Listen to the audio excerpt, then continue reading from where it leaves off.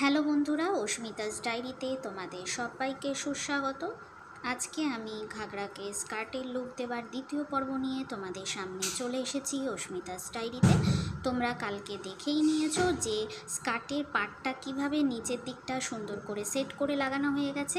এবারের ওপরের দিকটা কিন্তু সেট করে লাগাতে গেলে মাটিতে না হলে টেবিলে ফেলে কিন্তু লাগাতে হবে, না হলে কিন্তু ওপরের দিকটা কুঁচকে যাবে আর সেটটা ভালো হয়ে বসবে। স্কার্টের পার্টটা কিন্তু আমি তুলে তোমাদের ভিডিওতেই দেখিয়ে দিয়েছি। যেই জায়গাটা জোড়া দেওয়ার অংশ সেই জায়গাটাকে কিন্তু দুবার করে, একবার সোজা করে ওপরে যেতে হবে, আবার রিটার্ন ঘুরে এসে সেলাইটা কিন্তু করতে হবে। নালে ওই জোড়া দেওয়ার জায়গাটা যদি ডবল করে সেলাই না করা হয় তাহলে কিন্তু ভবিষ্যতে পাটটা খুলে যাওয়ার সম্ভাবনা থাকে।